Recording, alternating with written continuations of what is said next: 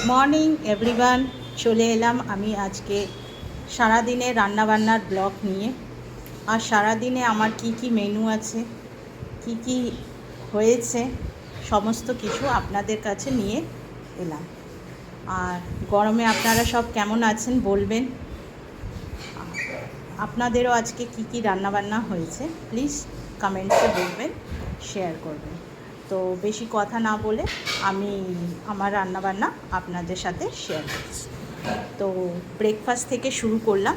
এখানে আমার হচ্ছে ব্রেকফাস্ট, এখানে পরোটা আছে, এগ দিয়ে পরোটা করা হয়েছে, কলা আছে অ্যান্ড সন্দেশ আছে। এই হচ্ছে আমার ব্রেকফাস্ট। এখানে হচ্ছে ফ্রুটস, শসা, মুসম্বি। আমার হাজব্যান্ড বলেছে মুসম্বি খেতেই হবে, মুসম্বি না খেলে হবে না, তাই মুসম্বি খেতেই হবে।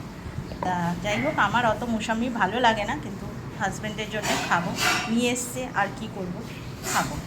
তা আর লাঞ্চে হচ্ছে আজকে রাতের ভাত করিনি, ঠিক আছে। রাতের ভাতটা রাতেই এসে অফিস থেকে করব ভাবছি। তো লাঞ্চে আজকে আছে একটুখানি রাইস, আর এর মধ্যে না ইলিশ মাছের ভাজার একটু তেল দিয়ে দিয়েছি। আর এদিকে পোস্ত পটল ভাজা আছে। আর এখানে হচ্ছে ওই চিকেন স্যুপ একটু রয়েছিল, ওইটাই নিয়ে যাচ্ছি। আর এইটা হচ্ছে আপনার, এটা হচ্ছে